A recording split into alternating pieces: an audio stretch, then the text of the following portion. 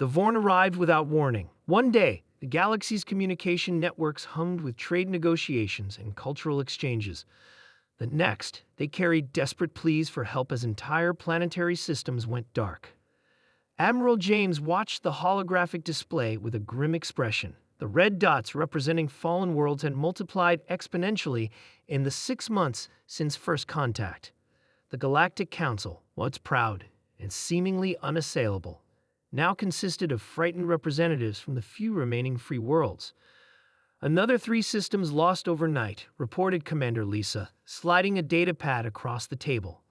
The Vorn fleet moves faster than anything we've seen. They don't negotiate, they don't take prisoners. They simply destroy infrastructure, strip resources, and move on. And the Council's response? James asked, though he already knew the answer. More debate, more retreats. Lisa's voice hardened. The Altarians have already surrendered their outer colonies without a fight. James nodded. The Altarians were considered military strategists without equal until now. The Dorelli, masters of technology for 12 millennia, had their defensive grids bypassed as if they were children's toys. The ancient Hral, who had survived 3 previous galactic wars, now fled their homeworld. Earth and its colonies were among the last to be targeted. Humanity, barely 3 centuries into interstellar travel, was considered a minor power. Now they were the last significant military force, still mounting organized resistance. The Council wants to know our next move, Lisa said. James looked at the display again, studying the pattern of Vorn expansion. Tell them we'll need every ship they can spare, and access to the Dorelli archives. The archives? Lisa looked surprised. They haven't opened those to anyone in 5,000 years. They will now, James replied, because I think I see something everyone's missing. 3 weeks later, deep in an asteroid field at the edge of human space, James stood before the assembled captains of the hastily formed human defense fleet. Behind them, engineers worked frantically to modify ships according to specifications pulled from the Dorelli archives. The Vorn aren't invincible, James began. They've won because they exploit a fundamental weakness in how advanced civilizations develop. Every species in the Council evolved toward efficiency, streamlined systems, predictable responses, optimized defenses. He gestured to the modified fighters behind him. Humanity never quite got there. We keep redundant systems. We build in backups to our backups.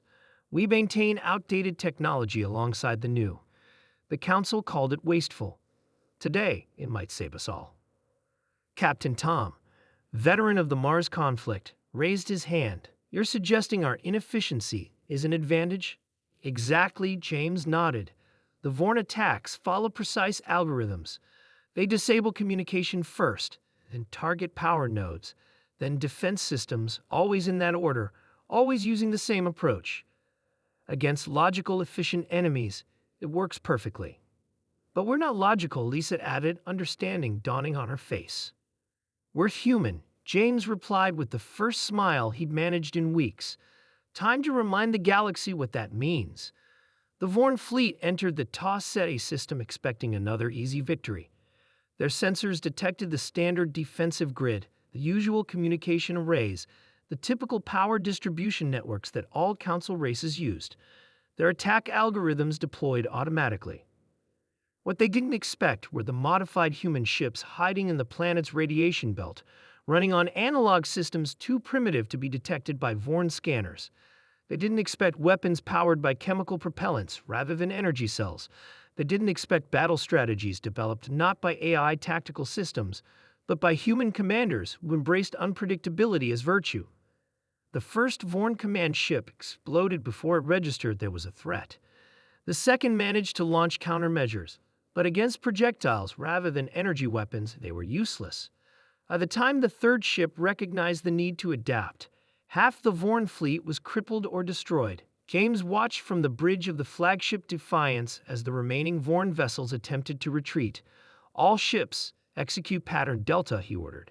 The human fleet broke formation, each captain following individually tailored battle plans rather than a centralized strategy. The Vorn, unable to predict movements or identify patterns, found themselves surrounded and outmaneuvered by ships that shouldn't have posed any threat. They're trying to regroup, Lisa reported, monitoring sensor data.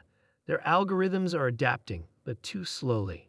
Send the signal to the modified drones, James commanded. Across the system, thousands of small, unmanned craft activated.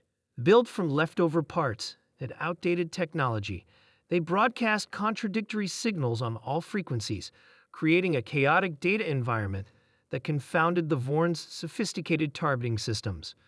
Within hours, it was over. The Vorn fleet, or what remained of it, jumped out of the system, leaving behind wreckage and data that would prove invaluable for the coming counteroffensive.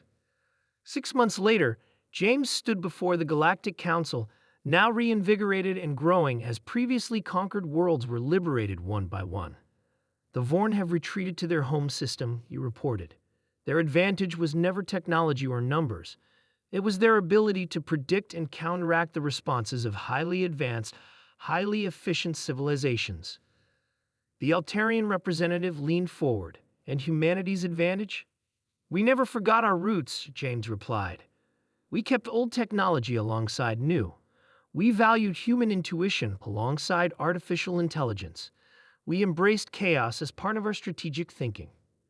The council chambers fell silent as the implications sank in.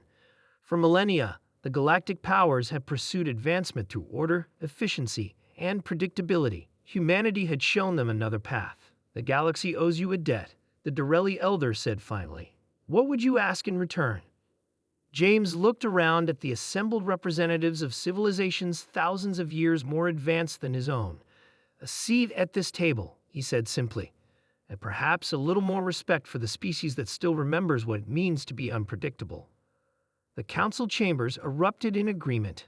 The galaxy had been sacked, but humanity had pushed back, and in doing so, they had changed the course of galactic civilization forever.